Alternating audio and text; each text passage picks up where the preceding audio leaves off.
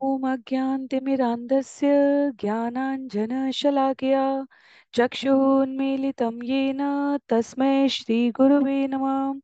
जय श्री कृष्ण चैतन्य प्रभो नित्यानंद श्री अद्वैत गदाधर श्रीवासादि गौर भक्तवृंद।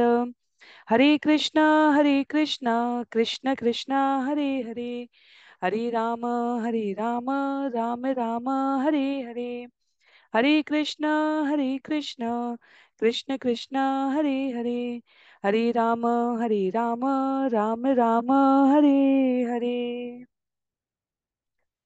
हरे कृष्णा। सभी भक्तों को सादर प्रणाम। चैतन्य चरितामृत सत्र 24 में सभी भक्तों का स्वागत है। हम सभी यहाँ पर कृष्णदास कविराज गोस्वामी द्वारा रचित एवं श्रील भक्ति वेदांत स्वामी श्रील प्रभुपाद द्वारा तात्पर्य सहित विवेचित चैतन्य चरितामृत पुस्तक के आदि भाग के अध्याय संख्या 6 श्री अद्वैत आचार्य की महिमा भाग 2 में छंद संख्या 61 से आज का सत्र आरंभ करेंगे।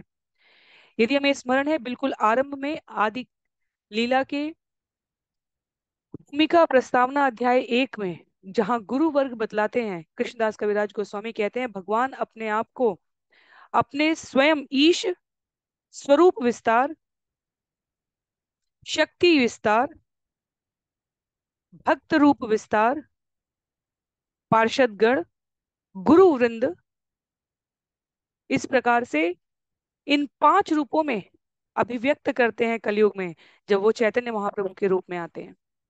तो जय श्री कृष्ण चैतन्य प्रभु नित्यानंद श्री अद्वैत गदाधर श्री वासादि गौर भक्तवृंद। इसमें हमने चैतन्य महाप्रभु के प्रकट होने के गुह्य कारण श्रवण करने के पश्चात नित्यानंद प्रभु की महिमाएं जानने के उपरांत यहाँ वर्तमान सत्र में अद्वैत आचार्य के रूप में जो कोई अन्य नहीं अपितु भगवान के मूल स्वरूप विस्तार बलराम जी के महाविष्णु रूप के प्रतिनिधित्व को यहाँ सुनिश्चित कर रहे हैं। अद्वैत आचार्य एक ही समय पर गुरु और भृत्य सेवक के रूप में चैतन्य चरितामृत की लीला में पूजित है। चैतन्य महाप्रभु अद्वैत आचार्य को अपने गुरु ईश्वरपुरी के समकक्ष समझते थे, क्योंकि ईश्वरपुरी और चैतन्य और अद्वैत आचार्य दोनों गुरु भ्राता हैं। दोनों ने ही श्री माधवेंद्रपुरी जी से दीक्षा ली थी। तथापि अद्वैत आचार्य का जो भाव है वह सदैव भगवान को अपने आराध्य स्वामी के रूप में मानना है। तो आज छंद संख्या 61 से जब हम आरंभ कर रहे हैं तो हम दास अभिमान और दास भाव दोनों को एक साथ श्रवण करते हुए एकमात्र चैतन्य महाप्रभु स्वामी हैं और भगवान के सभी विस्तारों में सेवक भाव है, यह जानना हमारे लिए बहुत महत्व का है। जितने भी भगवान के स्वरूप हैं, श्रीमती राधिका रानी शक्ति स्वरूपिणी लक्ष्मी, विभिन्न रानियां, क्योंकि ये सभी उद्भूत होते हैं, इनका प्रादुर्भाव होता है भगवान की इच्छा, उनकी योजना, उनके कारणों के सम्मोहन निमित्त ये सभी स्वरूप विस्तार है। और फिर उसमें हम जीवों का क्या कहना, जो भगवान की तटस्था शक्ति के अंश हैं। हमारा वास्तव में पृथक कोई अस्तित्व नहीं है और आचार्यों के रूप में, गुरुओं के रूप में, अंश अंश विस्तारों के रूप में प्रकट होकर विभिन्न लीलाओं में भगवान के निजी पार्षदों द्वारा समय समय पर हमें ये स्मरण कराया जाता है।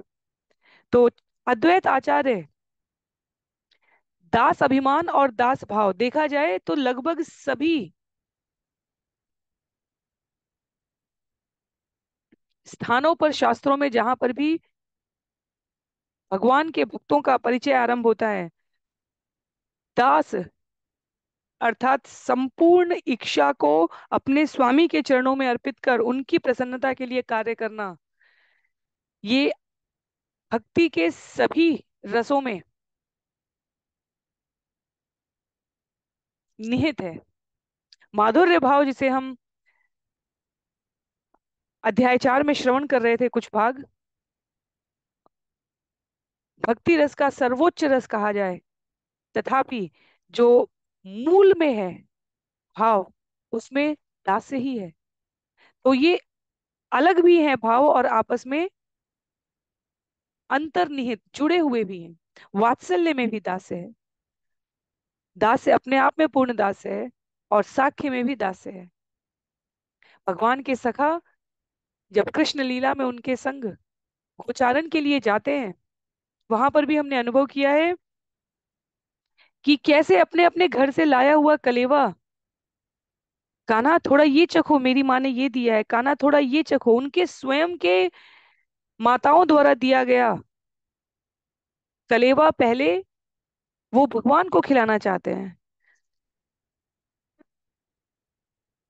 तो उस दास भाव का अद्वैत आचार्य के रूप में महाविष्णु स्वरूप विस्तार कैसे अनुभव करते हैं, और भगवान उनको गुरु रूप में किस प्रकार पूजित करते हैं, इन दोनों का भाव यहाँ पर संकलित है।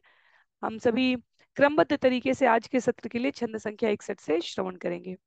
कर्मभिभ्राम्यमाणानां यत्र क्वापीश्वरीक्षया मंगलाचरिते दाने रतिर्न कृष्ण ईश्वरे।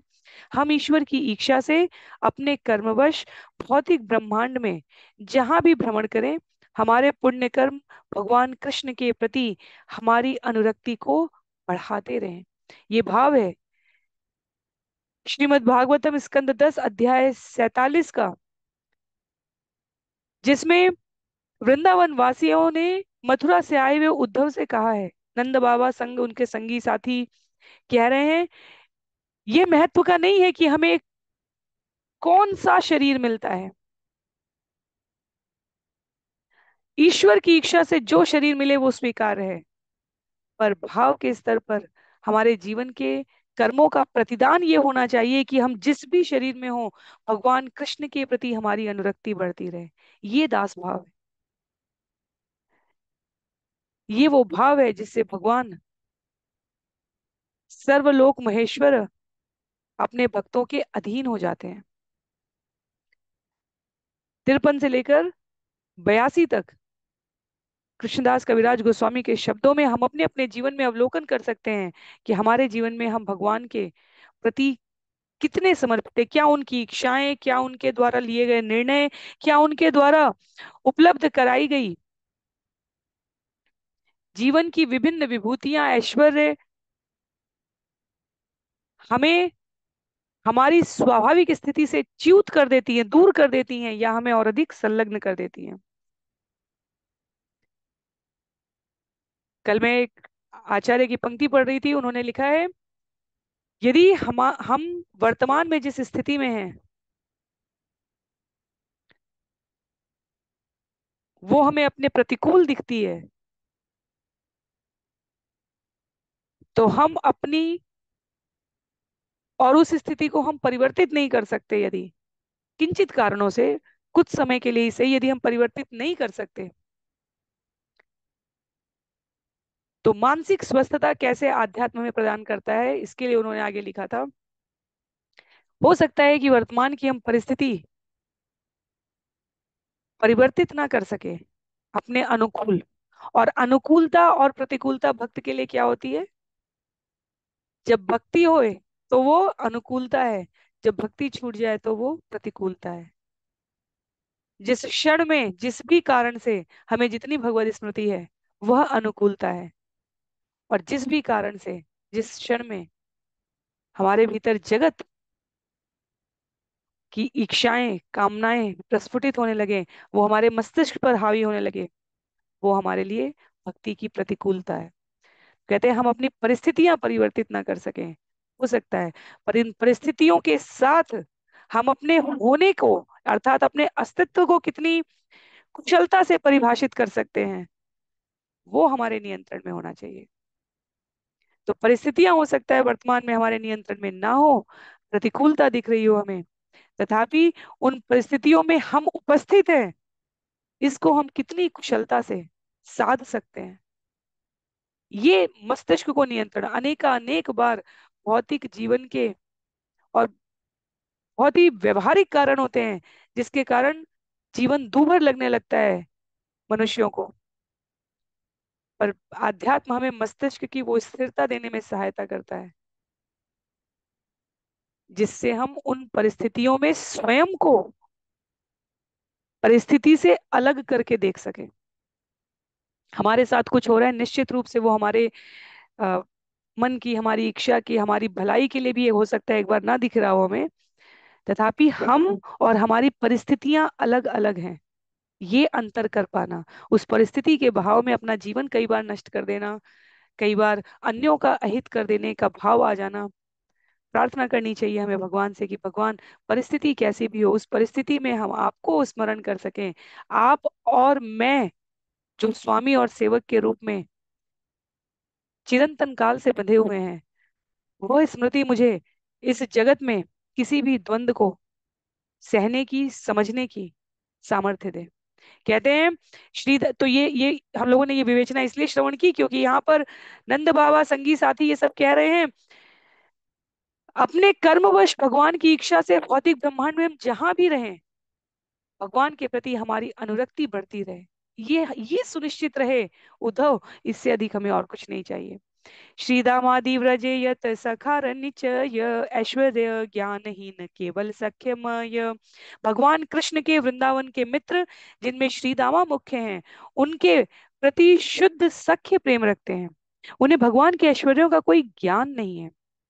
तो कोई दास भाव है या सखा भाव है, कहना चाह रहे हैं यहाँ पर कृष्णदास कविराज गोस्वामी कि भगवान के संग हमारा संबंध विशुद्ध प्रेम पर स्थापित होना चाहिए। उसके पश्चात हम कहीं भी रहें, यह महत्वहीन हो जाता है।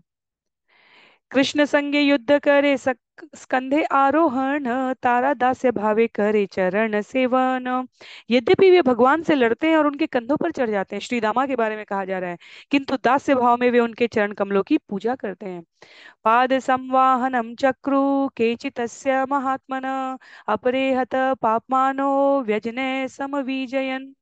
पूर्ण पुरुषोत्तम भगवान कृष्ण के कुछ मित्र उनके पांव दबाते थे, और अन्य मित्र जिनके पाप कर्म फल नष्ट हो चुके थे, अपने हाथ में पंखा लेकर उन पर पंखा झलते थे। विशुद्ध मित्रता में विशुद्ध मित्रता में जीव इस जगत में भी, हमने देखा होगा ऐसे ऐसे उदाहरण है जहां स्वयं के लिए कुछ नहीं चाहता, वो चाहता है कि मैं अपने मित्र को कैसे प्रसन्न कर सकूं। छोटे बच्चे, यदि उन्हें कुछ अच्छा खाने के लिए दिया जाए स्कूल के लिए, तो कहते हैं क्या आप मुझे एक और दे सकते हो, मेरे मित्र को ये प्रिय है। तो ये जो विशुद्ध प्रेम का भाव है, वो ये नहीं सोच रहा है कि मेरा मित्र मेरे लिए क्या लेकर आएगा। तो यहाँ पर जब ये उदाहरण दिया है, जब हिंदुकासुर का वध किया भगवान ने तालवन में, तो बलराम, कृष्ण, ग्वाल बाल सब खेल रहे हैं, और उनमें से कुछ भगवान पर पंखा जलते हैं। भगवान बलराम जी के पैर दबाते हैं। कोई चंदन गोरू घिस कर लाता है और भगवान का सुंदर श्रृंगार कर देता है। मूल में क्या है? भगवान की प्रसन्नता। छंद संख्या 65 और 66 में कह रहे हैं, कृष्णेर प्रेयसी व्रजे यत गोपी गण, यार पद धूलि करे उद्धव प्रार्थन। या सबार ऊपरे कृष्णे, कृष्णेर प्रिय नाही आन, ताहारा आपाना के करे दासी अभिमान।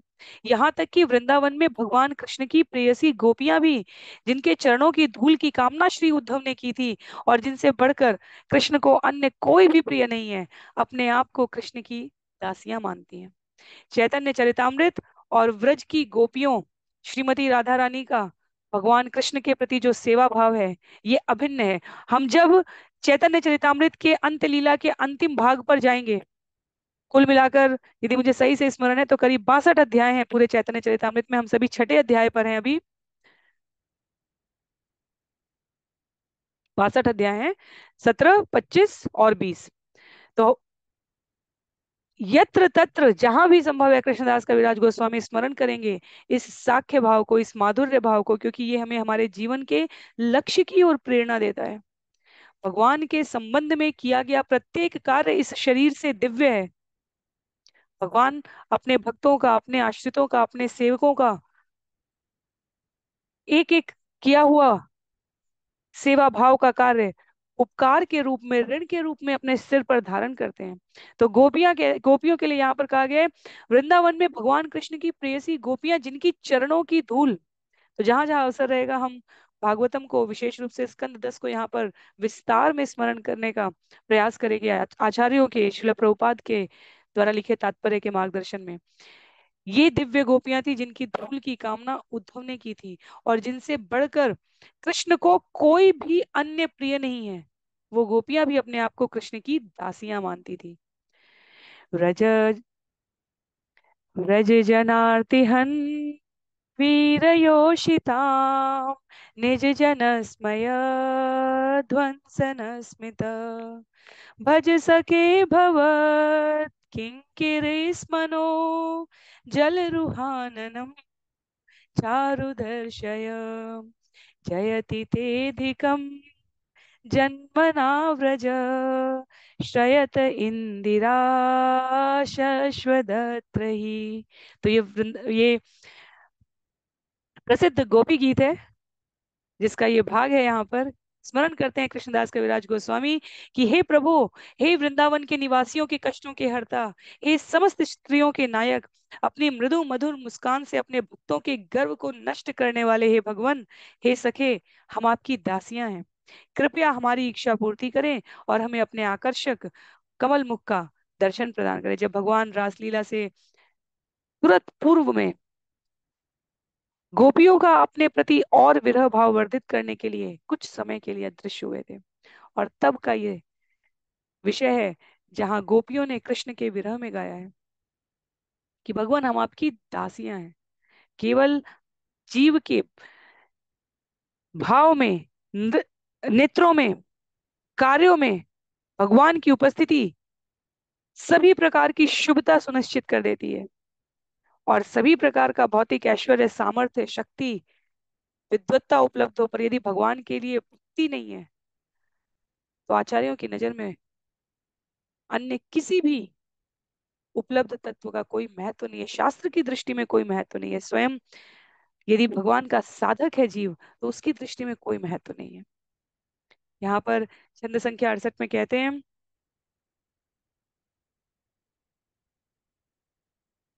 अपि बत मधुपुर्याम आर्यपुत्रो अधुना आस्ते स्मरति स पितृगेहान सौम्य बंधुश्च गोपान क्वचिदपि स कथां नः किङ्करीणाम गृणीते भुजम् अगुरु सुगन्धम मूर्धनि अध्यास्यथा कदानु। कह रहे हैं, हे उद्धव, यह सचमुच दुख की बात है कि कृष्ण मथुरा में वास कर रहे हैं। क्या उन्हें अपने पिता के घरेलू कार्यों, अपने मित्रों तथा ग्वाल बालों की याद आती है? हे महात्मा, क्या वे कभी हम दासियों के विषय में बात करते हैं? वे कब हमारे मस्तकों को अपने अगरु सुगंधित हाथ से स्पर्श करेंगे? तो कृष्ण के पूर्ण वियोग में श्रीमती राधा रानी के द्वारा गाया गया ये छंद है। यहाँ सुखदेव गोस्वामी को आदेश था श्रीमती राधा रानी से कि भागवतम में उनकी प्रत्यक्ष चर्चा नहीं आनी चाहिए। कृष्णदास कविराज गोस्वामी इसीलिए कई बार जो अधिकार परिवार में यदि देखा जाए तो, जैसे दादाजी हो गए, ये उदाहरण देते हैं आचार्य, दादाजी हो गए, पिता हो गए और फिर संतान हो गई। तो कई बार जो दादाजी के पद पे हैं वो पिता के लिए अर्थात अपने पुत्र के लिए बड़े कड़े नियमों के साथ व्यवहार करेंगे, उनको बड़े अनुशासन में रखेंगे। पर जो पौत्र है, जो बेटे का बेटे की संतान है, उसके साथ जो दादाजी का व्यवहार होता है वो अत्यधिक स्नेहशील होता है। तो सुखदेव जी को श्रीमती राधा रानी का आदेश था।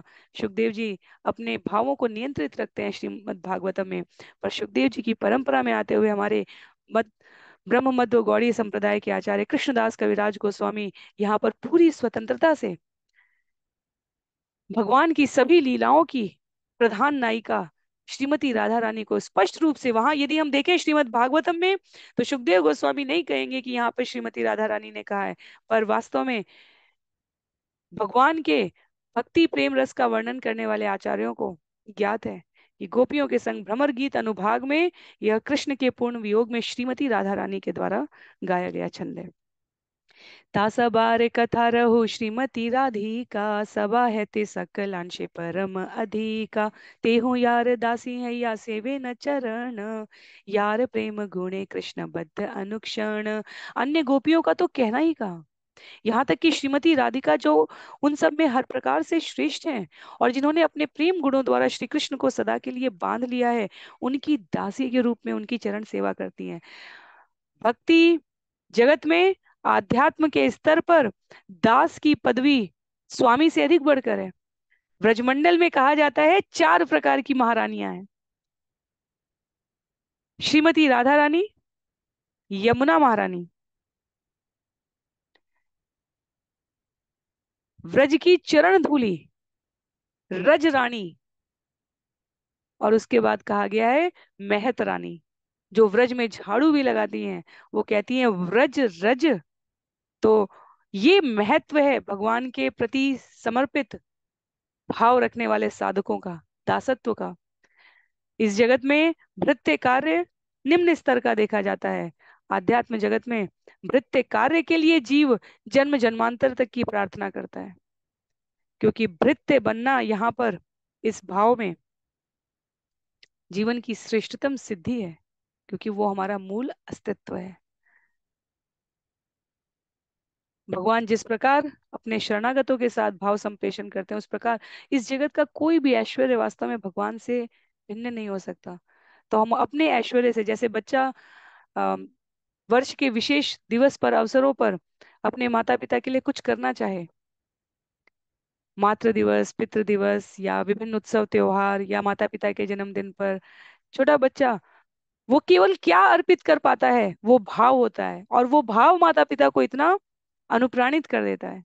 वो उन्हीं के दिए गए पैसों से, धन से वस्तु खरीद सकता है, उन्हीं के द्वारा दिए गए पैसों से वो कुछ कुकिंग करता है, कुछ सामान बनाता है।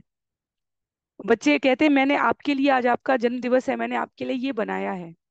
भगवान जैसे माता पिता केवल भाव ग्रहण करके प्रसन्न हो जाते हैं, बिल्कुल विह्वल हो जाते हैं, वैसे ही भगवान अपने भक्तों के साथ के इस व्यवहार से अत्यधिक अनुग्रहित हो जाते हैं। इसलिए आध्यात्म जगत में प्रतिस्पर्धा रहती है कि कौन भगवान की कितनी सेवा कर सकता है। हा नाथ रमण पृष्ठि क्वासी क्वासी महाभुज, दास्यास्ते कृपाणायामे सखे दर्शय सन्निधिम। हे नाथ, हे पति, हे मेरे पति, हे परम प्रिय, हे बलिष्ठ भुजाओं वाले, आप कहाँ हैं? आप कहाँ हैं? हे सखे, आपकी दासी के समक्ष आप प्रकट क्यों नहीं होते, जो आपकी अनुपस्थिति के कारण अत्यंत दुखी है। तो ये श्रीमद् भागवतम का पुनः स्कंद 10 अध्याय 30 का श्लोक है। श्रील प्रभुपाद कहते हैं गोपियां तब कहती हैं ये जब कृष्ण अन्य सारी गोपियों को छोड़कर केवल श्रीमती राधा रानी को अपने साथ ले गए थे। और जब वहां पहुंचने के बाद ये प्रेम के इस विनिमय में विभिन्न भावों का आवेग दिखाया गया है, कि मान से गर्वित श्रीमती राधा रानी ने जब कहा कि वे उन्हें अपने ऊपर उठा के ले चलें, पीठ पर बैठा के, तब कृष्ण तुरंत उस स्थान से अंतर्ध्यान हुए थे और श्रीमती राधा रानी उनके वियोग में पीड़ित थी। कहते हैं द्वारका ते रुक्मिण्यादि यते महिषी, ताहराओ आपना के माने कृष्णदासी। द्वारका धाम में रुक्मिणी इत्यादि सारी सखियां भी अपने आप को भगवान कृष्ण की दासियां मानती हैं। चैताद्यमार्पयितुमुद्यत कार्मुकेषु, राजस्वजेय भट शेखरित अंघ्रिरेणु, निन्ये मृगेन्द्र इव भागमजावियूथात्, तच्छ्रीनिकेत चरणोस्तु ममार्चनाय। जब जरासंध तथा अन्य राजा अपने अपने धनुष बाण उठाए मुझे शिशुपाल को दान रूप देने को उद्यत थे, तो उन्होंने मुझे उनके बीच से बलपूर्वक उसी प्रकार खींच लिया जिस प्रकार सिंह अपना भाग भेड़ों और बकरियों के बीच में से ले जाता है। अतः उनके चरण कमलों की धूली अजेय सैनिकों का ताज है। वे चरण कमल जो श्री लक्ष्मी जी के आश्रय हैं, मेरी पूजा के अभिष्ट बने। देवी रुक्मिणी कह रही है ये बात, किस प्रकार भगवान को जो पुकारता है, भगवान किसी भी प्रकार की परिस्थिति से उसको सुरक्षित निकाल ले जाते हैं। तपश्चरन्तीमाज्ञाय स्वपाद स्पर्शनाशया सख्योपेत्याग्रहित पाणिम साहम तद्गृहमार्जनी। कहती हैं आगे, यह जानते हुए कि मैं उनके चरण कमलों का स्पर्श पाने के लिए तपस्या कर रही हूँ, वे अपने प्रिय मित्र अर्जुन के साथ आए और उन्होंने मेरा पाणी ग्रहण किया। फिर भी मैं श्री कृष्ण के घर का फर्श बुहारने में लगी हुई मात्र एक दासी हूँ। यदि हम स्मरण करें तो रानी कालिंदी जब द्रौपदी और समंत पंचक तीर्थ पर जब सभी मिलते हैं, ब्रजवासी भी पहुंचते हैं, कुरुवंश के लोग भी पहुंचते हैं, और यहाँ द्वारका से भी सभी संबंधी पहुंच रहे हैं, तब एक एक रानी बताती है कि कैसे कैसे किन घटनाओं के मध्य हमें भगवत प्राप्ति हुई है, भगवान हमारे पति बने हैं। तब वहां उन अष्ट प्रधान रानियों के संवाद में से ये विषय उठाया है कि वैसे तो वो मुझे पाणी ग्रहण करने के लिए अपने मित्र अर्जुन के साथ आए थे, पर मैं भी अपने आप को कृष्ण के घर का फर्श बुहारने में लगी हुई एक दासी मात्र समझती हूँ। आत्मा रामस्य तस्येमा वयं वै गृहदासिका सर्व अंग निवृत्त्याद्धा तपसा च बभूविम। हम अपनी तपस्या तथा सारी आसक्तियों के त्याग से अपने में ही संतुष्ट रहने वाले पूर्ण पुरुषोत्तम भगवान कृष्ण के घर की दासियां बन पाई हैं। हमें स्मरण रखना चाहिए तो यहाँ पर कृष्णदास कविराज गोस्वामी, क्योंकि दास भाव का जो अभिमान है, अभिमान इस जगत में शुभकारी नहीं कहा गया, पर हम भगवान के सेवक हैं, मैं भगवान का हूँ, भगवान मेरे हैं, ये जो आचार्य भाव निवेदित करते हैं और हमें इसको अक्षरशः पालन करने का प्रयत्न करना चाहिए। उसकी दिव्यता क्या है, तो पहले व्रजांगनाओं के बारे में, श्रीमती राधा रानी के बारे में बताते हैं, उसके पश्चात अब द्वारका की रानियों के बारे में। एक एक रानी पूर्ण समर्पण, मुक्त हृदय से भगवान की दासी बनने में अपने आप को सर्वश्रेष्ठ निधि पा गई हो, ऐसे भाव से व्यक्त कर रही है। तो ये हम अपनी तपस्या तथा सारी आसक्तियों के त्याग से अपने में ही संतुष्ट रहने वाले पूर्ण पुरुषोत्तम भगवान कृष्ण के घर की दासियां बताइए। भगवान को भौतिक जगत की तरह अन्य शरीर नहीं चाहिए, शरीर से संबंधित सेवाएं भी नहीं चाहिए। स्वयं को सुख प्रदान करने के लिए वे आत्मा राम है। इसलिए कहते हैं यहाँ लक्ष्मणा कि वह अपने में संतुष्ट रहने वाले स्वराट आत्मसात हृदय से, तथापि हम सबको प्रसन्नता देने के लिए उन्होंने अपने आप को इस प्रकार हमारे सम्मुख प्रस्तुत किया है। आनेर की कथा बलदेव महाशय यार भाव शुद्ध सख्य वात्सल्यादीपय। औरों की बात छोड़िए, यहाँ तक कि भगवान बलदेव भी शुद्ध सख्य तथा वात्सल्य प्रेम जैसी भावनाओं से पूरित हैं। तो बलदेव जी के बारे में तो हमने विस्तार से अध्याय 5 में श्रवण किया है, उसी भाव की यहाँ पुनरावृत्ति लाते हुए पुनः, क्योंकि कृष्णदास कविराज गोस्वामी को नित्यानंद प्रभु भी अतीव प्रिय है, उनकी कृपा से वो अपने आप को समझते हैं कि हम वह इस पुस्तक की रचना करने के अधिकारी हो पाए हैं। ये उनकी विनम्रता है, वो अत्यंत भगवान के सत्यनिष्ठ भक्त हैं। वो कहते हैं स्वयं बलराम जी भगवान के प्रति दास्य और वात्सल्य रखते हैं। ते हो आपना के करें दास भावना कृष्ण दास भाव बिनु आछे को न जना। वे भी अपने आप को भगवान कृष्ण का दास समझते हैं। निसंदेह ऐसा कौन होगा जो भगवान कृष्ण का दास होने का यह भाव न रखता हो। तो इन उदाहरणों के माध्यम से हमें हमारे अनुसरण करने योग्य लक्ष्य की ओर इंगित करते हैं। सबको भगवान के प्रति सेवा करने के लिए स्वयं को प्रस्तुत करना चाहिए। जीव की स्वाभाविक वृत्ति है, या तो वो भगवान की सेवा करेगा इन इंद्रियों से, या इन इंद्रियों के द्वारा उसे लगेगा कि वो स्वयं को संतुष्ट कर रहा है, पर इस जगत में वो सर्व प्रकार असंतुष्ट अभवत, असंतुष्ट होकर घूमता रहेगा। छंद संख्या 78 में कहते हैं, सहस्त्र वदने यो हो शेष संकर्षण दश देह धरी करे कृष्ण रसेवन। वे जो शेष रूपी संकर्षण है, वे अपने हजारों मुखों से 10 रूपों को प्रकट करके श्री कृष्ण की सेवा कर रहे हैं। अनंत ब्रह्मांडे रुद्र सदा शिवे रंश गुणा अवतार ते हो सर्वदेव अवतंश। कहते हैं इतना ही नहीं, सदा शिव के विस्तार रूप रुद्र जो असंख्य ब्रह्मांडों में प्रकट होते हैं और अनंत ब्रह्मांडों में देवताओं के अलंकार हैं, जो एक गुणावतार भी हैं। क्योंकि हम रुद्र और सदाशिव के रूप में जो विस्तार श्रवण करते हैं, अम, जहाँ ब्रह्मा जी के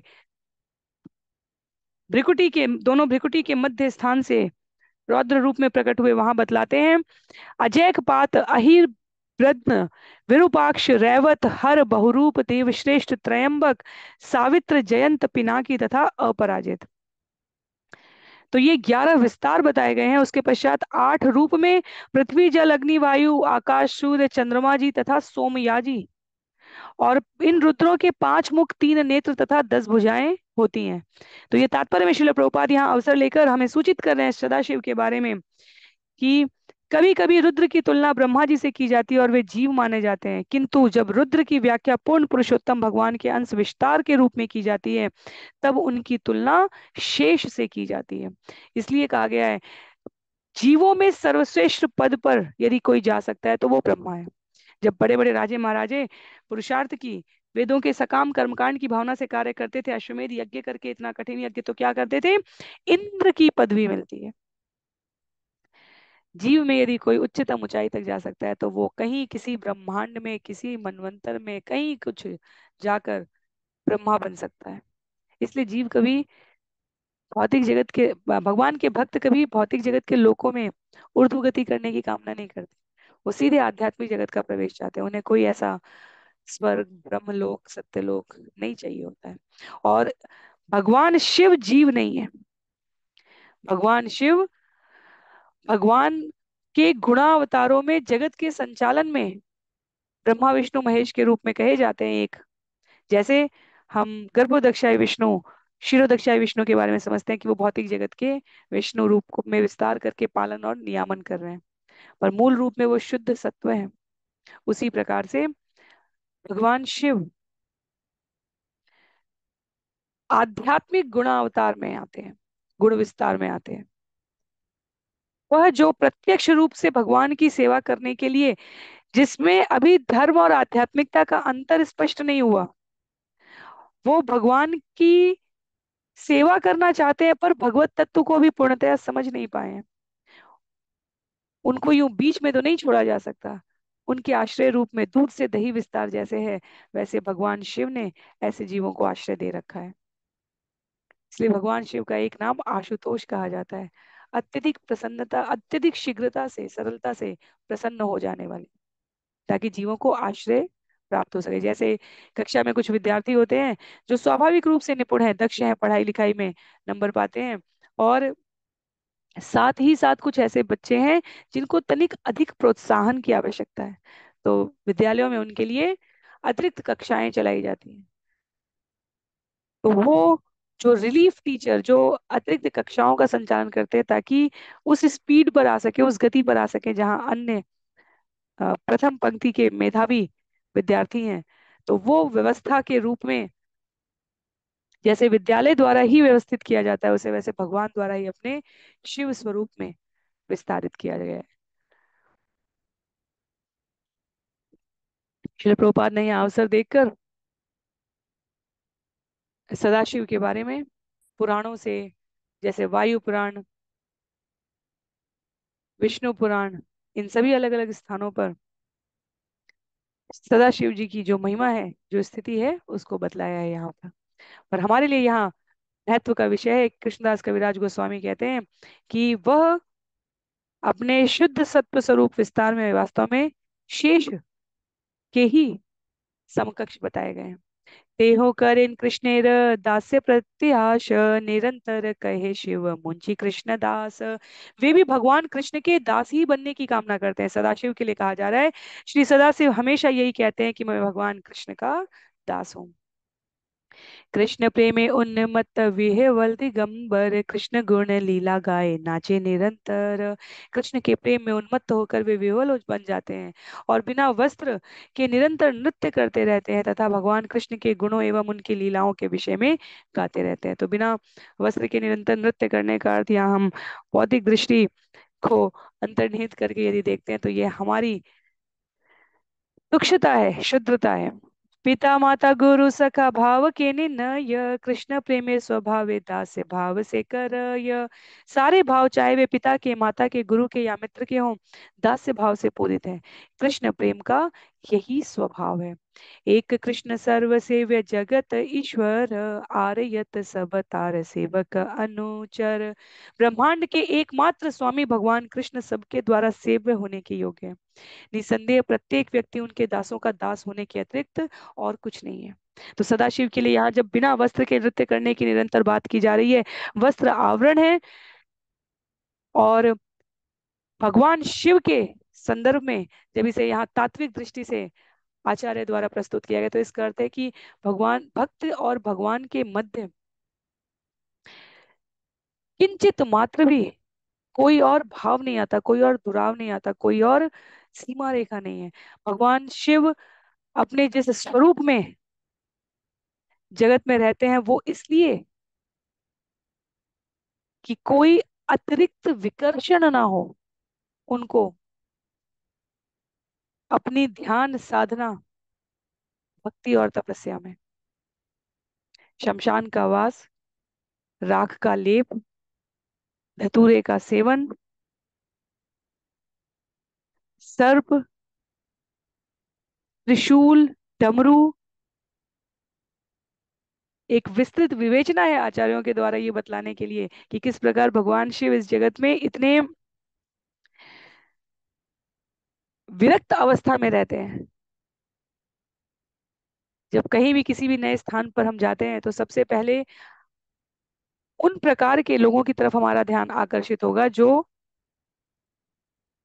अपना ध्यान आकर्षित करवाना, अन्यों का ध्यान आकर्षित करवाना चाहते हैं। कॉलेज में यदि जाए तो अन्यों से अलग प्रकार के वस्त्र, अन्यों से अलग प्रकार का अलंकरण, कुछ ऐसा करना जीवों में सामान्य रूप से दिखता है जो उन्हें अन्यों की नजर में भिन्न दिखाए, और यदि वो प्रभावशाली है, प्रभावकारी है, तो वो आकर्षित करने का एक प्रयास है। और महादेव वह सब कुछ जो इस जगत में सामान्यतः स्वीकृत नहीं है, जहां से लोग दूर रहना चाहेंगे, उस प्रकार के वेश में इसलिए रहते हैं ताकि किसी के द्वारा उनकी साधना में विक्षेप ना हो। तो ये सरलतम बात है, इसका बहुत गूढ़ अर्थ भी है आगे विवेचित किया जाए यदि तो। और जो भक्ति के क्षेत्र में साधक हैं, मनीषी हैं, वो भी इस जगत में भक्ति आसानी से की जा सके, शिक्षाष्टकम के तृणादपि शुनीचे न, तृण से भी अधिक विनम्र बनने की बात तो करते ही हैं, पर व्यवहारिक रूप से इसका अर्थ ये होता है, जैसे कहीं कोई बड़ा अनुष्ठान है, कोई बड़ा उत्सव है, कोई बड़ा आयोजन है, तो जो वास्तविक साधु सज्जन प्रवृत्ति के लोग होते हैं, वह वहां उस प्रकार की सेवाएं करना चाहते हैं, करते हैं जिस पर अन्यों की दृष्टि ना पड़ रही हो। जैसे सबके आने के पश्चात सब व्यवस्थित दिखे, वो अच्छी बात है, पर वहां उस स्थान को साफ करना, उस स्थान को व्यवस्थित करना, या भगवान बड़े बड़े भोग आयोजित करके अन्यों को प्रसाद वितरण हो रहा है, पर पीछे रसोई में बड़े बड़े बर्तन पड़े हुए हैं, उनको धोना, या लोग अंदर पांडाल में आनंद ले रहे हैं सुंदर कीर्तन, मधुर गायन का, और बाहर जो चप्पलें रखी हैं उनको कौन व्यवस्थित कर रहा है। तो जीव साधक बनने की उच्चतर अवस्था में जैसे जैसे गति करता है, वह अपने और भगवान के संबंध की पारदर्शिता पर कार्य करना आरंभ कर चुका होता है। भगवान को पता होना चाहिए कि हम क्या कर रहे हैं, जगत को बतलाने में उनकी रुचि नहीं रह जाती। कहते हैं से ही कृष्ण अवतीर्ण चैतन्य ईश्वर, अतएव आर सब ताहार किंकर। वे भगवान कृष्ण ही चैतन्य महाप्रभु के रूप में अवतरित हुए हैं, अतएव सारे लोग उनके दास है। तो क्योंकि ऊपर सदाशिव के लिए भी कहा गया कि सदाशिव स्वयं को भगवान का नित्य दास कहते हैं। और उसके बाद चाहे पिता माता गुरु मित्र जो भी संबंध है वो दास्य भाव से पूरित है। ब्रह्मांड के एकमात्र स्वामी भगवान कृष्ण सबके द्वारा सेव्य होने योग्य हैं, और प्रत्येक व्यक्ति उनके दासों का दास होने के अतिरिक्त और कुछ नहीं है।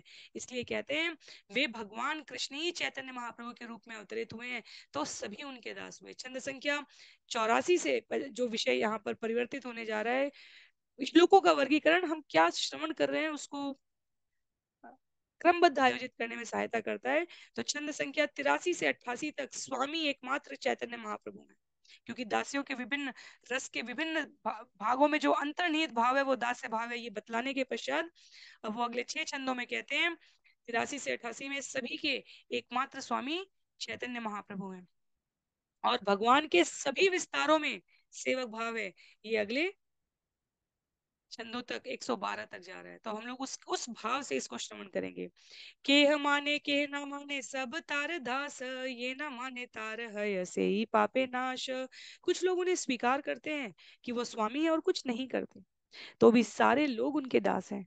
जो उन्हें स्वीकार नहीं करता वह अपने पाप कर्मों से विनष्ट हो जाएगा। भगवत गीता में भगवान स्पष्ट कहते हैं अभक्तों का नाश हो जाता है, और जो मेरी शरणागत है वो इस जगत के सभी प्रकार के द्वंद्वों में, प्रतिकूलता में, आपदाओं में भी सुरक्षित रहता है, क्योंकि योग क्षेम वहां में हम, क्योंकि उनकी रक्षा का भार, उनके संरक्षण का भार, उनके वहन का भार मैं स्वयं लेता हूँ। आगे छंद संख्या 86 से हम लोग इस भाव को धारण करने का प्रयास करेंगे कि भगवान एकमात्र स्वामी है। चैतन्य दास मोहि चैतन्य दास, चैतन्य दास मोहि तार दासर दास। मैं चैतन्य महाप्रभु का दास हूँ, मैं चैतन्य महाप्रभु का दास हूँ, मैं चैतन्य महाप्रभु का दास हूँ और उनके दासों का दास हूँ। अत्यंत भावुक करने वाली ये उनकी अनुभूति है कृष्णदास आचार्य की, तो वो उसको यहाँ पर व्यक्त कर रहे हैं।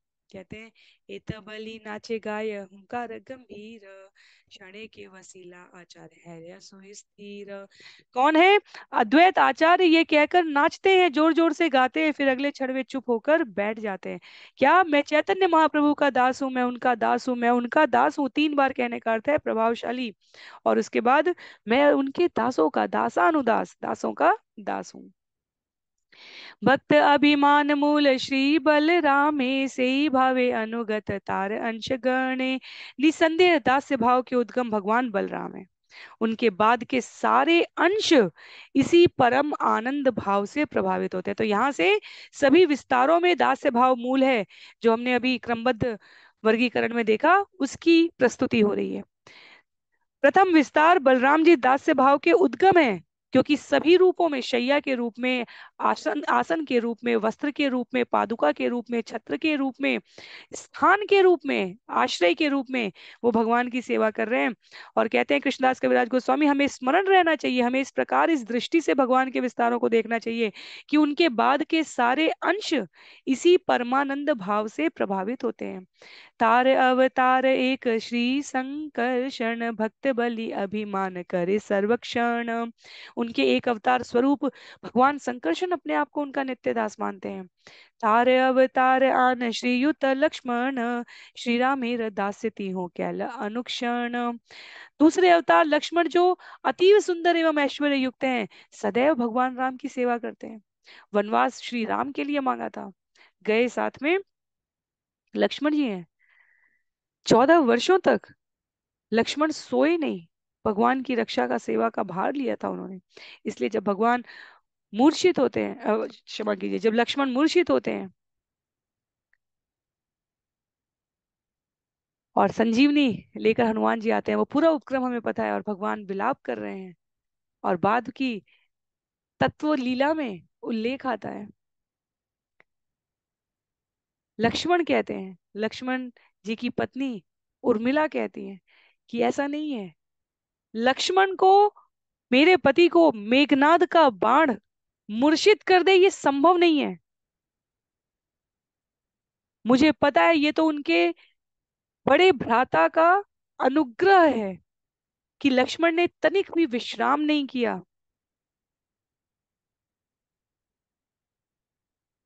तो कुछ क्षण की निद्रा दी है, ये देवी यदि मुझे सही से स्मरण है तो ये देवी उर्मिला का भाव है। उन्होंने कहा ऐसा कोई अस्त्र शस्त्र नहीं बना है जो मेरे पति को मूर्छित कर सके। और जब भाव रूप की व्याख्या की गई कि जब ये हुआ कि यदि सूर्योदय से पहले बूटी नहीं आएगी तो लक्ष्मण के प्राण चले जाएंगे। उर्मिला ने कहा सूर्योदय हो ही नहीं सकता, सूर्य उदित नहीं हो सकते तब तक जब तक संजीवनी वापस ना आ जाए। तो ये दास से भाव में कितना अधिकार है, कितना अभिमान है और कितना समर्पण है। आध्यात्मिक जगत के भाव विरोधाभास की मधुरता के साथ आते हैं। भगवान के एक क्षण दर्शन न कर पाने से गोपियां व्यग्र हो जाती हैं, और जब भगवान सामने आते हैं तो उन्हें अनेकों प्रकार की विरोधाभास व्यंजनाएं देती हैं। चोर हो तुम तो, कभी वस्त्र चुराते हो, कभी माखन चुराते हो, रणछोड़ हो तुम तो, बड़ी बड़ी वीरता का गान गाते हो, और जब युद्ध का अवसर आया तो युद्ध से भाग जाते हो। ये शब्द कहने के लिए भी बहुत साहस चाहिए। ये केवल पूर्ण समर्पण के साथ भगवान के लिए अपना हर्षण अर्पित करने वाले साधकों के, गोपियों के शब्द हैं, उनकी सामर्थ्य है। हम केवल पुनरावृत्ति कर सकते हैं। हम अपने शब्दों में भगवान को ये आक्षेप करने के बारे में सोच भी नहीं सकते। तो लक्ष्मण जी के रूप में सदैव भगवान राम की सेवा करते हैं। आगे कहते हैं संकर्षण अवतार कारण अतिशायी, ताहर हृदय भक्त भाव अनुयायी। कारण सागर में शयन करने वाले भगवान विष्णु भगवान संकर्षण के अवतार हैं। फलतः उनके हृदय में भक्त होने का भाव सदैव विद्यमान रहता है। तो ये सब क्रम से वो स्वरूप है जो विभिन्न लीलाओं के लिए, कार्यों के लिए, कार्यकलापों के लिए विस्तार है, पर तथापि सेवा भाव में संलग्न है। ताहार प्रकाश भेद अद्वैत आचार्य, काय मनो वाक्य तार भक्ति सदा कार्य। अद्वैत आचार्य उनसे उनके पृथक विस्तार है। वे सदैव मन वचन तथा कर्म से उनकी भक्ति में मग्न रहते हैं। कहते हैं आगे, वाक्य कहे मुनि चैतन्य अनुचर, मुनि तार भक्त मने भावे निरंतर। तो ये बंगाली शब्द का अर्थ है मैं हूं यहाँ पर, मैं। वे अपनी वाणी से घोषित करते हैं मैं भगवान चैतन्य का दास हूँ। इस तरह अपने मन में वे सदैव सोचते हैं मैं उनका भक्त हूँ। तो ये अद्वैत आचार्य के लिए कहा जा रहा है। जल तुलसी दिया करे काया ते सेवन, भक्ति प्रचारिया सब तारे लाभुवन। उन्होंने गंगा जल तथा तुलसी दल अर्पित करके अपने शरीर से भगवान की पूजा की और भक्ति के प्रचार द्वारा सारे ब्रह्मांड का उद्धार किया है। पृथ्वी धरे न यही शेष संकर्षण, काय व्यूह करी करेन कृष्ण रसेवन। अपने फनों पर सारे ब्रह्मांडों को धारण करने वाले शेष संकर्षण भगवान कृष्ण की सेवा करने के लिए अपना विस्तार विविध शरीरों में करते हैं। यही सब है श्री कृष्ण अवतार, निरंतर देखी सबार भक्ति आचार। ये सभी भगवान कृष्ण के अवतार हैं, फिर भी हम उन्हें सदैव भक्तों की तरह कार्य करते हुए देखते पाते हैं। ये सबा के शास्त्र कहे भक्त अवतार पद ऊपरी सबार। शास्त्र उन्हें भक्त अवतार कहते हैं। ऐसे अवतार का पद वास्तव में अन्य सबके ऊपर है। तो अद्वैत आचार्य के लिए कहा जा रहा है भक्त अवतार। वैसे तो भगवान अपने विभिन्न कलांशों के साथ, ऐश्वर्यों के अंशों के साथ उपस्थित होता है, और बद्ध जीव भगवान के इन ऐश्वर्य युक्त अवतारों को समझने के प्रयास में मोहग्रस्त न हो जाए, इसलिए भगवान ब्रह्मा जी के एक दिन में एक बार पूर्ण स्वरूप में आते हैं, कृष्ण के रूप में उपस्थित होते हैं। और जब भौतिकतावादी भगवान के उस पूर्ण पुरुषोत्तम स्वरूप में भी गलतियां ढूंढ लेते हैं, कमियां ढूंढ लेते हैं, टिप्पणी करने का दुस्साहस करते हैं, तब उसके उपरांत भगवान चैतन्य महाप्रभु स्वरूप में आते हैं, जहां उन्होंने ऐश्वर्य का प्रदर्शन नहीं किया ताकि जीव मोहग्रस्त ना हो। और सामान्य संस्कारित सामाजिक सुव्यवस्था में सन्यासी पूज्य होता है। कम से कम जो अभक्त हैं वो भी गेरुआ वस्त्र, सम्मान देने का, सूचक है। जिसके पास, जिसने गेरुआ वस्त्र पहना है, उसके प्रति हम सदैव श्रद्धा विनीत रहें। इसलिए 24 वर्ष की युवावस्था में भगवान ने संन्यास लिया है। तो ये कथा आगे आएगी। यहाँ पर कृष्णदास कविराज गोस्वामी ये कहने का साहस करें कि जब भगवान विभिन्न रूप स्वरूप ऐश्वर्य विस्तार में आते हैं तो जीवों की बुद्धि मोहग्रस्त होती है। ये विचार करना कि वाराह अवतार में पृथ्वी को अपने मुख के अग्रभाग पर, नाक और मुख के अग्रभाग पर धारण कर सकते हैं भगवान, कल्पना से परे है। पत्थर से निकलकर नरसिंह देव के रूप में नाखूनों से हिरण्यकशिपु को चीर सकते हैं, ये कल्पना के परे है। तो भगवान एक बार पूर्ण पुरुषोत्तम स्वरूप में भी आते हैं, कृष्ण के रूप में। तब भी कुछ भक्त कहीं श्यामंतक मणि के रूप में कृष्ण ने चुराया होगा कह देते हैं, कहीं जरासंध को इतनी बार पराजित करने के पश्चात भी वो इकट्ठा कर करके दुष्ट प्रवृत्तियों को, सैनिकों को लेकर आता था, भगवान संहार कर देते थे। और जब भगवान ने कहा कि अब यहाँ और अधिक संख्या में, क्योंकि अब उससे अधिक कार्य प्रयोजन आ चुका था, महाभारत होने वाली थी, तब भगवान ने समय अनुकूल अन्य लीलाओं के लिए द्वारका में प्रवेश किया था, जहां हमने श्रवण किया। तथापि कुछ भक्त अभक्त उनके लिए, उनके स्वरूप के रूप में भ्रमित होते रहेंगे, कभी रास के बारे में, कभी राधा के साथ संबंध के बारे में, कभी 16,000 रानियों के साथ रह रहे हैं। ऐसे तो कृष्ण इतनी सरलता से समझ में भी नहीं आते। लेकिन जीवों का उद्धार हो सके इसके लिए चैतन्य महाप्रभु के रूप में वह अत्यधिक सरलतम रूप में अपने आप को प्रस्तुत करते हैं। छंद संख्या 98 में कह रहे हैं,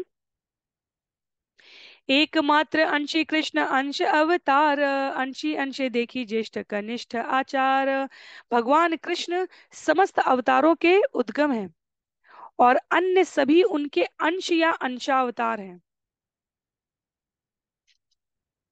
हम देखते हैं कि पूर्ण तथा अंश क्रमशः ज्येष्ठ तथा कनिष्ठ की तरह व्यवहार कर रहे हैं। तो पूर्ण और अंश, पूर्ण यहाँ पर ज्येष्ठ है और अंश को यहाँ कनिष्ठ कहा गया है। ज्येष्ठ भावे अंशिते हय प्रभु ज्ञान, कनिष्ठ भावे आप नाते भक्त अभिमान। जब वे अपने आप को स्वामी मानते हैं तब समस्त अवतारों के उद्गम में ज्येष्ठ भाव होता है। जब वे अपने आप को भक्त मानते हैं तब उनमें कनिष्ठ भाव होता है। तो एक ही वस्तु भगवान के संदर्भ में वास्तव में भगवान से पृथक कुछ भी नहीं है, कुछ भी नहीं है। इस जगत का जो पूरा अनुक्रम है, यदि हम हर क्षण बहिरंगा शक्ति के प्रभाव में रहते हुए भी ये स्मरण कर लें, नाम और नामी, साध्य और साधन, पूर्ण और अंश, कोई भिन्नता नहीं है वास्तव में। हम अपने आप को सभी प्रकार के द्वंद्वों से मुक्त समझ सकते हैं यदि सिर्फ एक सूत्र हम धारण कर लें,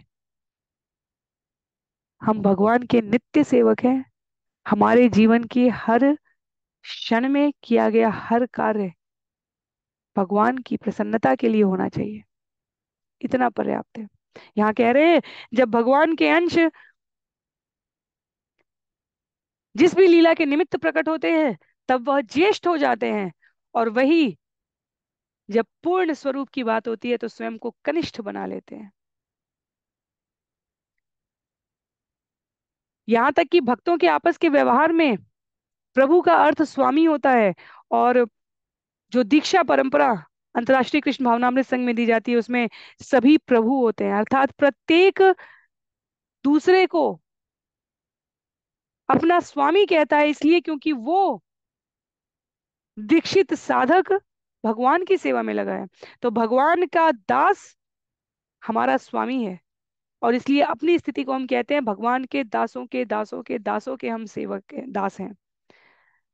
दासानुदास की परंपरा कहते हैं। तो कभी भगवान ज्येष्ठ स्थिति में है उसी स्वरूप में, और कभी वो कनिष्ठ स्थिति में है। इसमें कोई हमें भिन्नता नहीं समझनी चाहिए। कृष्णेर समता है ते बड़ा भक्त पद, आत्मा है ते कृष्णेर भक्त है प्रेमास्पद। भक्त होना भगवान कृष्ण की समता से बढ़कर है, क्योंकि भक्तगण भगवान कृष्ण को अपने से भी अधिक प्रिय है। भक्तों का मान भगवान अपने मस्तक पर धारण करते हैं। जब अम्बरीश महाराज का प्रसंग आता है दुर्वासा ऋषि के साथ। श्रील प्रभुपाद ने यहाँ पर जब भी ये प्रसंग आएगा कि भगवान अपने भक्तों को अपने सिर पर धारण करते हैं, तब तब अम्बरीश महाराज का प्रसंग आएगा। श्रीमद् भगवत गीता में अधिक कथाएं नहीं है, बहुत ही कम कथा है।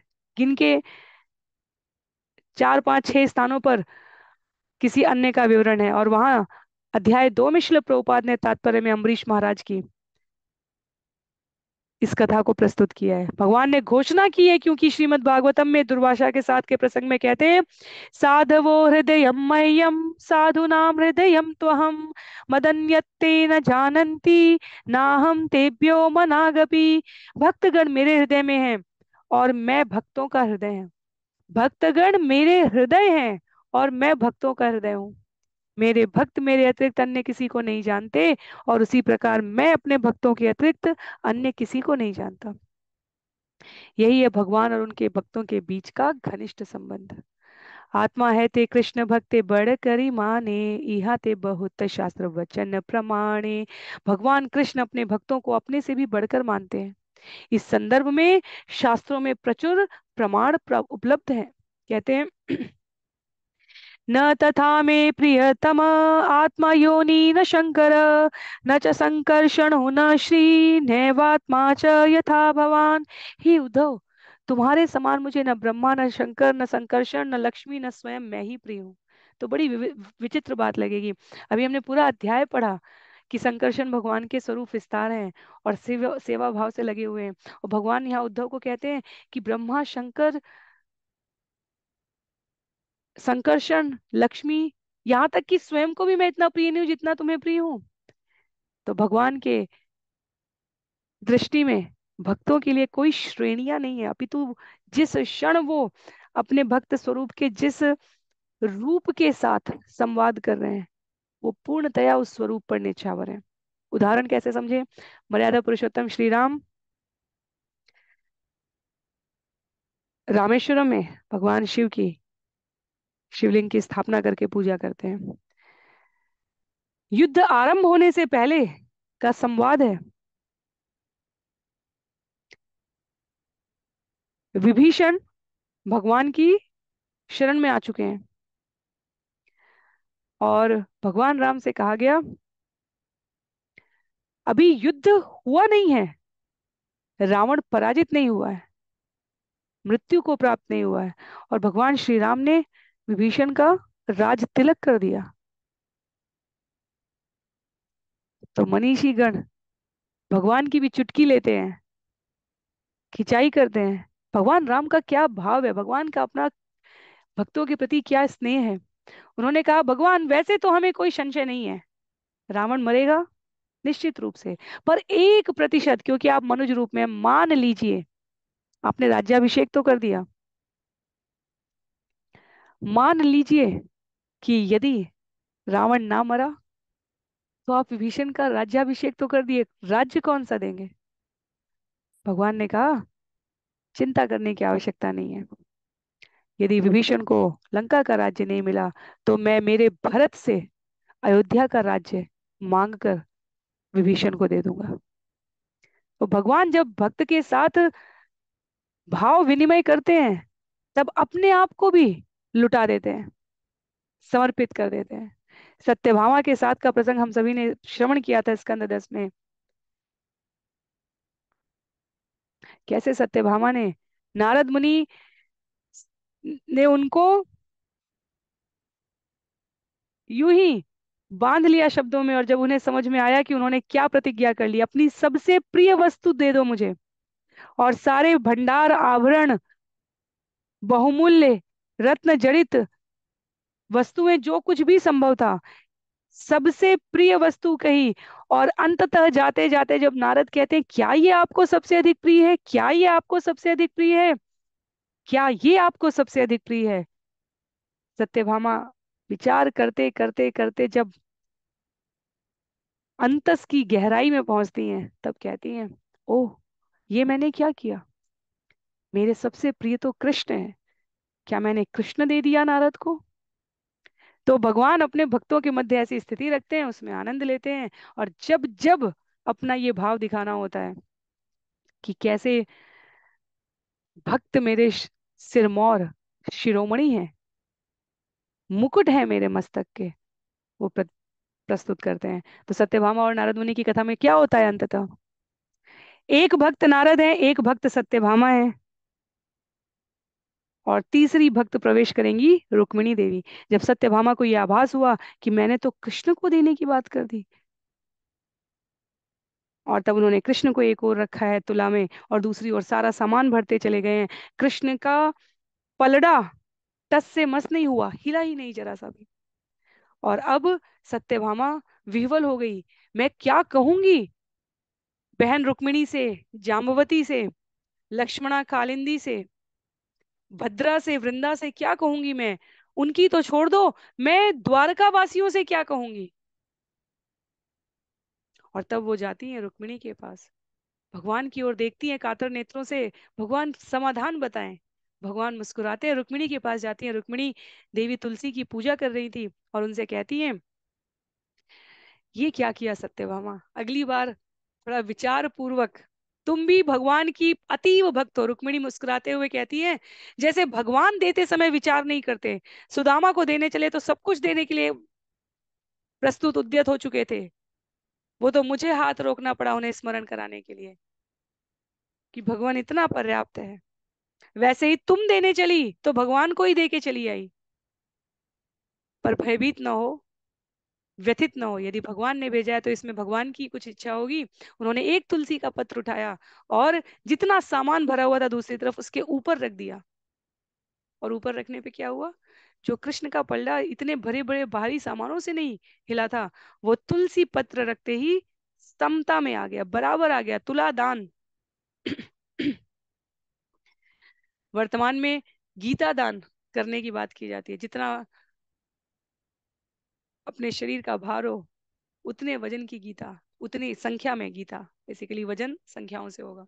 तो कहने का भाव यहाँ पे, भगवान भक्तों के मध्य ऐसी लीलाओं का आयोजन करके अतीव आनंद और तृप्ति का अनुभव करते हैं। इसलिए भगवान और भक्त का संबंध समर्पण का भाव है। नारद एक भक्त, सत्यभामा दूसरी, रुक्मिणी देवी तीसरी, और वृंदा देवी।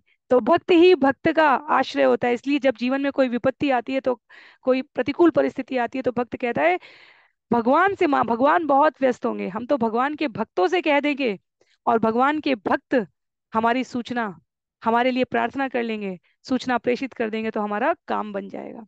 तो यहाँ उद्धव के लिए समर्पित हुए हैं भगवान, कहने के लिए कि तुमसे अधिक मुझे कोई प्रिय नहीं है। तो कोई नहीं है, संकर्षण भी नहीं है, शिव भी नहीं है, लक्ष्मी भी नहीं है, यहाँ तक कि मैं स्वयं को भी उतना प्रिय नहीं हूं जितना तुम मुझे प्रिय हो। क्यों कहा था उन्होंने? क्योंकि तुम मेरे भक्तों का संदेश लेकर आए हो, क्योंकि तुम मेरे भक्तों को सूचित करने जा रहे हो। तो भक्त भक्त का ये विनिमय, इसे कहा जाता है कि नित्य लीला चल रही है। नित्य लीला का अर्थ कोई भौतिक जगत के संदर्भ की पार्टी नहीं होती, उत्सव नहीं होता। नित्य लीला का अर्थ है भक्त भक्त के बीच इस प्रकार का कार्यक्रम आयोजित करके भगवान प्रसन्न होते रहते हैं। इसलिए आध्यात्मिक जगत में हमें कभी अवसर विशेष पर किस प्रकार राधा रानी और चंद्रावली का विषय है, वो भी आचार्यों ने, गोस्वामियों ने साहस किया है व्यक्त करने का, जीव को एक, भौतिक जगत के साधकों को एक झलक दिखाने के लिए। इसे नित्य लीला का है। बार बार हम कहें कि भगवान तो नित्य लीला में निमग्न होते हैं, ये लीला कही गई है। कृष्ण साम्य नहे तार माधुर्य आस्वादन, भक्त भावे करे तार माधुर्य चरवर्ण। जो अपने आप को कृष्ण के समकक्ष मानते हैं, वे भगवान कृष्ण की मधुरता का आस्वादन नहीं कर सकते। इसका आस्वादन तो केवल दास्य भाव के माध्यम से ही किया जा सकता है। आगे कहते हैं, शास्त्रेर सिद्धांत एई विज्ञेर अनुभव, मूढ़ लोक नाही जाने भावेर वैभव। प्रामाणिक शास्त्रों का यह निष्कर्ष अनुभवी भक्तों की अनुभूति भी है, किंतु मूर्ख तथा धूर्त लोग भक्तिमय भावों के इस ऐश्वर्य को नहीं समझ सकते। तो जब मुक्ति की बात की जाती है, तब भक्त कहता है नहीं चाहिए, कोई मुक्ति नहीं चाहिए, चाहिए ही नहीं, हमें तो सिर्फ भक्ति चाहिए। ऐश्वर्य का सारूप्य रूप भी भक्त सदैव अपने आप को दास्य भाव में रखकर स्नेहासिक्त रहना चाहता है। और कहाँ है, उदाहरण देते हैं, अंतिम कुछ छंद है इस अध्याय के। कह रहे हैं, भक्त भाव अंगीकरी बल राम लक्ष्मण अद्वैत नित्यानंद शेष संकर्षण कृष्ण माधुर्य रसामृत करे पान सेई सुखे मत किछु नाही जाने आन। बलदेव, लक्ष्मण, अद्वैत आचार्य, भगवान नित्यानंद, भगवान शेष तथा संकर्षण अपने आप को भगवान के भक्त तथा दास मानकर भगवान कृष्ण के दिव्य आनंद के अमृत रस का आस्वादन करते हैं। वे सभी इसी सुख से उन्मत्त रहते हैं और इसके अतिरिक्त दूसरा कुछ भी नहीं जानते। आगे कह रहे हैं, अन्य आचो कार्य आपने श्री कृष्ण आपन माधुर्य पाने हई लासत कृष्ण। औरों की तो बात ही क्या, स्वयं भगवान कृष्ण भी अपने माधुर्य का आस्वादन करने के इच्छुक हैं और इसलिए वो चैतन्य स्वरूप में आते हैं। कहते हैं, स्वामाधुर्य आस्वादिते करे न यतन भक्त भाव बिनु नहीं ताहा आस्वादन। वे अपने माधुर्य का आस्वादन खुद करना चाहते हैं किंतु भक्त के भाव को स्वीकार किए बिना वे ऐसा कर नहीं सकते। हमने गुह्य कारण में श्रवण किया, श्री कृष्ण स्वरूप से वो चैतन्य महाप्रभु के रूप में, भक्त के रूप में, भक्त की भूमिका में प्रकट होकर वो उसको अब रसपान करेंगे। भक्त भाव अंगीकरी हैला अवतीर्ण श्री कृष्ण चैतन्य रूपे सर्व भावे पूर्ण। अतएव भगवान कृष्ण ने भक्त के भाव को स्वीकार किया और सभी प्रकार से पूर्ण भगवान चैतन्य के रूप में अवतरित हुए। नाना भक्त भावे करें स्वमाधुर्य पान पूर्वे करी अक्षी ए सिद्धांत व्याख्यान। वे भक्त के विविध भावों के माध्यम से अपनी माधुरी का आस्वादन करते हैं। मैंने पहले ही इस सिद्धांत की व्याख्या कर दी है। तो कृष्णदास कविराज गोस्वामी कहते हैं, मैंने बताया है, विस्तार से बताया है, पुनः उसको यहाँ पर पुनरावृत्ति नहीं करना है, पर वर्तमान विषय को उसके साथ संबद्ध करना है। क्योंकि भौतिक जगत के अनुसार गुरु और शिष्य में एक सदैव गुरु रहेगा, एक शिष्य रहेगा सामान्यतया। पर यहाँ जो गुरु है वो कह रहा है कि मैं तो अपने शिष्य का दास हूँ। तो आध्यात्मिक जगत के इसीलिए सारे पक्ष हमेशा विरोधाभास दिखते हैं इस भौतिक जगत में। तो क्योंकि आचार्य, अद्वैत आचार्य अपने आप को कह रहे हैं, मैं दास हूँ चैतन्य महाप्रभु का, मैं दास हूँ, मैं दास हूँ। अभी हमने ये छंद पढ़ा जहाँ 3 बार कहा उन्होंने। और चैतन्य महाप्रभु के आगे हम लीला पढ़ेंगे तो वो उनको सदैव गुरु की पदवी पर सुशोभित करेंगे, जैसा गुरुवर कहे। कई बार वो बहुत खिंचाई करते हैं अद्वैत आचार्य की। आगे, अवतार गण भक्त भावे अधिकार भक्त भाव है ते अधिक सुख नहीं आर। कह रहे हैं, सारे अवतारों को भक्तों का भाव पाने का अधिकार है, इससे बढ़कर अन्य कोई आनंद नहीं है। तो भक्त स्वरूप का रस का आनंद भगवान के अवतारों को मिल रहा है। पूर्ण पुरुषोत्तम भगवान इसको अनुभूत करना चाहते हैं और इसलिए वो स्वयं को अब इस स्वरूप में यहाँ इस लीला में प्रकट कर रहे हैं। मूल भक्त अवतार श्री शंकर शरण भक्त अवतार तही अद्वैत गणन। मूल भक्त अवतार संकर्षण है, श्री अद्वैत की गिनती ऐसे ही अवतारों में की जाती है। तो यहाँ पर श्रील प्रभुपाद ये वर्णन करते हैं कि संकर्षण के सभी पूर्ण विस्तार भगवान कृष्ण के अप्रत्यक्ष विस्तार है। इसलिए अद्वैत प्रभु भी गौर कृष्ण के नित्य दास हैं और वे भी भक्त अवतार माने जाते हैं। अद्वैत आचार्य गोसाई रे महिमा अपार यहाँ रहुंकारे कैल चैतन्य अवतार। श्री अद्वैत आचार्य की महिमाएं अपार हैं क्योंकि उनकी निष्ठावान हुंकार से ही इस पृथ्वी पर भगवान श्री चैतन्य का अवतरण हो सका। संकीर्तन प्रचारिया सब जगत तारिल अद्वैत प्रसादे लोक प्रेम धन पायल। उन्होंने संकीर्तन के प्रचार द्वारा ब्रह्मांड का उद्धार किया। इस तरह श्री अद्वैत की कृपा से ही संसार के लोगों को भगवत प्रेम रूपी खजाना प्राप्त हुआ है। कहते हैं आगे, अद्वैत महिमा अनंत के पारे कही ते से ही लिखी यही सुनी महाजन है ते। भला अद्वैत आचार्य की असीम महिमाओं का वर्णन कौन कर सकता है। यहाँ मैं वही लिख रहा हूँ जैसा मैंने महापुरुषों से जाना है। आचार्य चरण मोरे कोटि नमस्कार इथे किछु अपराध ना लबे अमार। मैं श्री अद्वैत आचार्य के चरण कमलों पर करोड़ों बार नमस्कार करता हूँ, कृपया इसमें मेरा अपराध ना माने। तोमार महिमा कोटि समुद्र अगाध, ताहर इयत्ता कही ए बड़ अपराध। आपकी महिमाएं करोड़ों समुद्रों के समान अगाध है, इसकी माप की बात करना अवश्य ही महा अपराध है। तो अंत कर रहे हैं यहाँ पर अध्याय को चैतन्य महाप्रभु के प्रत्यक्ष भक्त अवतार स्वरूप अद्वैत आचार्य के बारे में कहते हैं कृष्णदास कि मैं कितना भी कहूँ कम है, और यदि मैं पुनरावृत्ति करूं तो इसे मेरा दोष ना माने। पुनरावृत्ति जब हम बार बार कहते हैं, या तो हम भाव की प्रमुखता में होते हैं तब हम कोई भी बात बार बार कहते हैं, या तो प्रसन्नता में बहुत अति सुंदर शुभता कुछ भी, जो भी, और बहुत क्रोध में होते हैं तब भी हम पुनरावृत्ति करते हैं। भगवत गीता में अध्याय 18 में जो अंतिम छंद है उनमें शब्दों की पुनरावृत्ति होने लगी है। भगवान इतने संतृप्त अनुभव कर रहे हैं, क्योंकि अर्जुन कहते हैं 73वें श्लोक में अध्याय 18 में कि नष्ट मोह, मेरा नष्ट हो गया, समाप्त हो गया, जो कुछ भी मोह था, जो कुछ भी अनावश्यक लिप्सा कामना वांछा इच्छा आकांक्षा थी, मैं यथार्थ समझ गया आपके प्रकाश में, आपके ज्ञान के प्रकाश में। उसी प्रकार यहाँ पर कह रहे हैं कृष्णदास कविराज गोस्वामी की यदि मैं पुनः पुनः कह रहा हूँ कि दास हैं दास हैं दास हैं, तो मैं इस दास शब्द की और स्थिति की, स्थान की, इस पदवी की प्रमुखता से इतना विह्वल हूँ, इसलिए कह रहा हूँ, कृपया इसे मेरा अपराध मानकर क्षमा कर दें।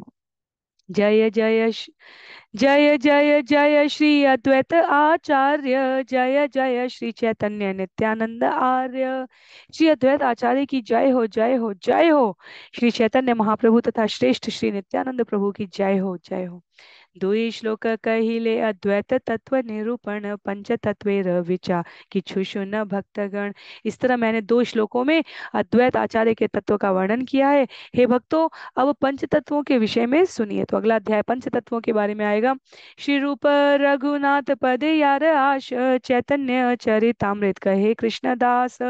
श्री रूप तथा श्री रघुनाथ के चरण कमलों पर प्रार्थना करते हुए, सदैव उनकी कृपा की कामना करते हुए, मैं कृष्णदास उनके चरण चिन्हों पर चलते हुए श्री चैतन्य चरितामृत कह रहा हूँ। तो इस प्रकार श्री चैतन्य चरितामृत आदि लीला के अंतर्गत श्री अद्वैत आचार्य की महिमाएं विषयक छठे अध्याय का भक्ति वेदांत तात्पर्य यहाँ पर पूर्ण हो रहा है। तो क्यों कहा अद्वैत आचार्य के बारे में 2 श्लोकों के इस संदर्भ में, यदि हम बिल्कुल आरंभ में अगले कुछ क्षण लेकर जाएं तो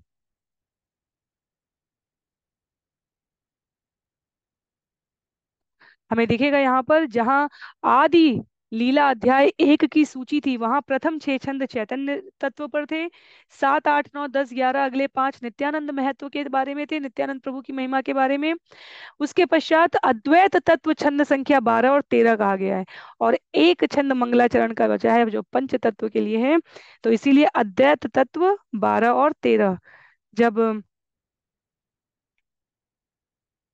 यहाँ हम अध्याय 6 पर पहुंचते हैं, तब ये वंदन तथा प्रार्थना हमने आरंभ किया था 12 और 13 से पिछले सत्र में, और आज के सत्र में मिलाकर हमने इस अद्वैत आचार्य के संबंध में गुरु और सेवक दोनों भाव को इस प्रकार इन 120 छंदों में श्रवण करने का प्रयास किया। तो सत्र आज के लिए यहीं पर समाप्त करेंगे। किसी भी प्रकार की असहमति हो, किसी भी प्रकार की टिप्पणी हो, आप जहां भी जुड़े हैं वहां सूचित कर सकते हैं। किंचित समय आज के सत्र के लिए अधिक लिया गया, क्योंकि अध्याय बीच में छोड़ने विषय अपने क्रम में था। तो अपनी सुविधा के अनुसार आप वाचन करें। सभी को बहुत बहुत धन्यवाद। कृष्णदास कविराज गोस्वामी जी की जय, चैतन्य चरितामृत की जय, श्रील प्रभुपाद की जय, श्रील गुरुदेव की जय, अनंत कोटि वैष्णव वृंद की जय। हरे कृष्णा।